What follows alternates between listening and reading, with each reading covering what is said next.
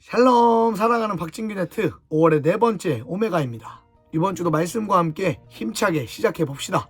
그럼 5분 메시지 들어가자. 여러분, 만약 여러분이 배를 타고 가는데 배에 키가 없다면 어떻게 될까요? 영원히 전진과 후진을 반복하며 바다에 표류하게 될 겁니다.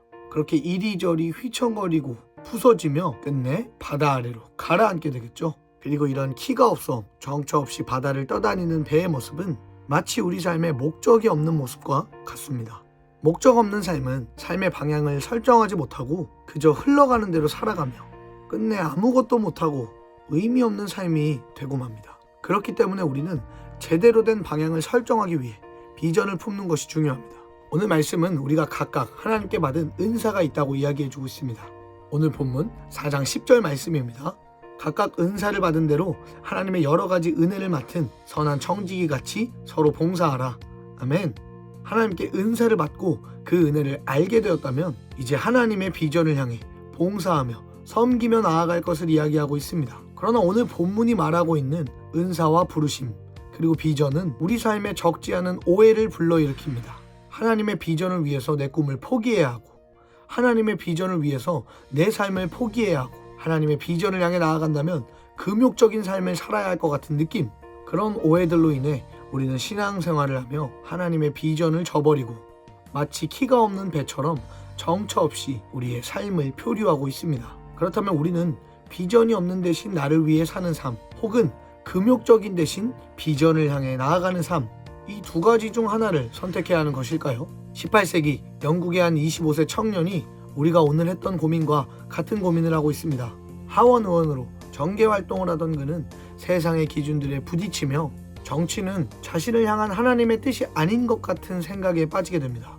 그렇게 그는 자신이 일하고 있던 정계에 계속해서 있어야 할지 신학 공부를 할 것인지를 두고 진지하게 고민을 하다 목사님을 찾아가게 됩니다. 그리고 그 목사님께 신학교 입학에 대한 상담과 자신의 여러 가지 상황들, 고민들을 털어놓았습니다.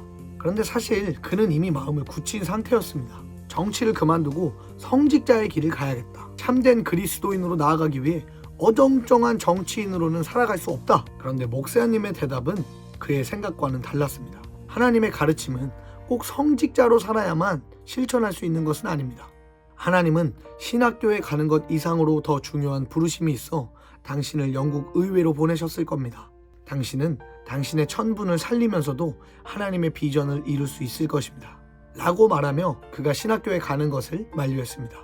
이후 그는 하나님이 자신을 향한 그 중요한 부르심은 무엇일지 묵상하며 노예제도 폐지라는 하나님 나라를 위한 자신의 비전을 찾았고 그 일을 위해 평생을 헌신하며 마침내 1833년 영국의 모든 노예를 1년 내에 해방한다는 법안을 통과시킨 후 사흘 뒤 기쁨으로 눈을 감았습니다. 이 청년의 이름은 윌리엄 윌버포스, 영국의 노예제 폐지와 도덕성 회복운동에 헌신한 정치가입니다.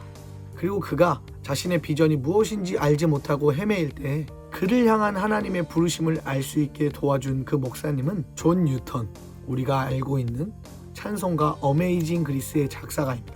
오늘 오메가를 준비하며 저도 오랜만에 이 찬송가를 들었는데 영어 원문을 보면 1절에 이런 가사가 있습니다. I once was lost, but now I'm found. Was blind, but now I see. 나 한때 길을 잃었으나 이제는 찾았고 한때 눈이 멀었으나 이제는 볼 수 있게 되었네. 사랑하는 여러분, 만약 존 뉴턴이 윌리엄에게 신학을 공부할 것을 이야기했다면 그는 영국의 노예제도 폐지라는 하나님의 부르심을, 그 비전을 이룰 수 없었을 것입니다. 비전에 있어 중요한 것은 나를 버리고 나의 꿈을 포기하는 것이 아닙니다. 비전에 있어 중요한 것은 바로 분명한 목적입니다. 여러분께 주신 하나님의 그 은사를 어떤 목적으로 사용해 나갈 것인지가 중요하다는 사실을 기억하십시오. 여러분의 꿈이 음악이 되었던, 정치가 되었던, 사업이 되었던, 중요한 것은 그 꿈의 목적이, 우리 삶의 목적이 하나님께 있는지 점검하는 것입니다. 정치인, 음악가, 사업가, 변호사, 직장인, 저는 우리 셀이 이러한 다양한 직종의 사람들이 모여 한 가지 목적, 하나님 나라를 향해 나아가는 것을 꿈꿉니다. 여러분은 어떠신가요? 오늘도 비전에 대한 오해가 여러분들의 삶을 어렵게 만들고 계시지는 않으신가요? 사랑하는 여러분, 하나님이 여러분께 맡기신 귀한 그 은사를 저버리지 않으시기를 바랍니다. 여러분들의 삶 속 하나님의 부르심은 무엇일지 여러분의 은사와 여러분의 전공, 여러분의 직업을 두고 기도하며 어메이징 그레이스의 가사처럼 이전에 볼 수 없던 비전을 하나님 안에서 볼 수 있게 되는 경험이 되어지시기를 축복합니다.